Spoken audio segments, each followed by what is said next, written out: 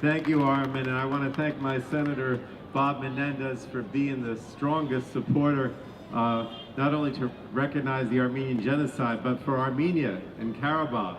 And we are also joined today by Congresswoman Carolyn Maloney, who is another staunch supporter and also the co-chair of the Hellenic Caucus, because we know that our Greek American and our Greek friends are always there supporting us as well. I just want to thank everyone here today. You know, it's many years now since I've been coming for this commemoration, and I always see so many people here who are mostly Armenian American or part of the Armenian diaspora. And I want to thank all of you for continuing to persist and be vigilant and be here every year and during the year, even beyond, to talk about what we can do to help Armenia and Artsakh, because it's because of your grassroots support and your vigilance that we're still able to make the case as to why the Armenian genocide should be recognized. And you know, when you talk about genocide recognition, it is so important for so many reasons. We know that when we talk about the Armenian genocide and the Armenian history, that for many years, thousands of years, Armenians have had to fight off those who would try to destroy them. You could go back thousands of years and see that. And I often say that when you read the Bible, you see all these different peoples and nations that existed and were strong at one time but have ceased to exist, and we don't even know who they are in some cases.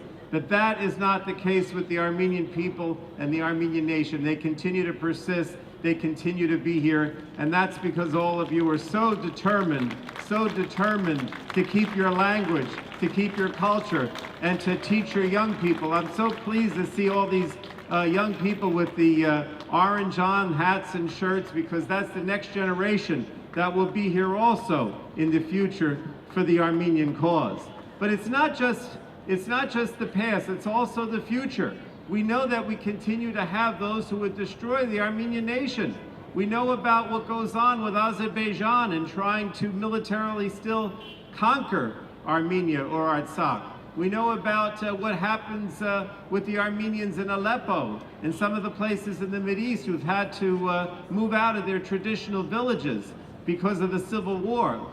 So this is not something that's just in the past. This is something that continues.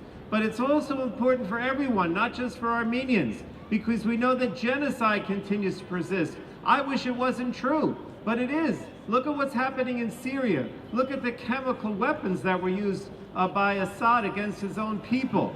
We have to continue to be out there talking about genocide recognition for Armenia, because we don't want genocides to continue against other people as well. So really, thank you for all that you do, because what you do is so important, not only for Armenia, but for the world and for the people all over the world.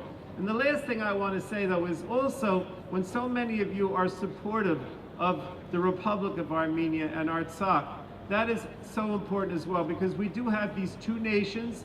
Maybe one day there'll be one nation and not have to be two separate republics. But we do have these two nations that need to be protected, because now there is an Armenia. There are two Armenian nations.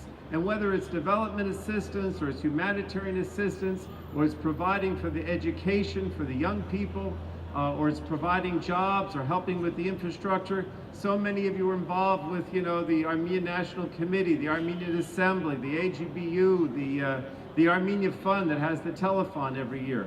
And I just want to stress how important that all is as well, because it's only if we have a strong Armenia on the ground and we have a strong Artsakh that can defend itself from any kind of potential attack, that's the only way that we can also guarantee that Armenians and its culture will be here for many, many years. So I'm here today to say that if I can speak on behalf of the Armenian Caucus, some of you know I founded the Armenian Caucus many years ago after the earthquake. And we now have, I don't know, maybe 125 or so members, both Democrats and Republicans. We had, this year, we went over to Armenia as a caucus, and then we had some Armenian members of parliament that came to the United States, to our Congress, just a few weeks ago, because we want to continue the ties and have the United States and Armenia be strong together and work together. So this is the way that we can also make a difference as well. So really, thank you all. I have nothing that I can say today about the resolution. We have a resolution to recognize the genocide in the House that's sponsored by Congressman Adam Schiff of California and Congressman David Trott of Illinois. We sent a letter to the president asking him to recognize the genocide, which he has not.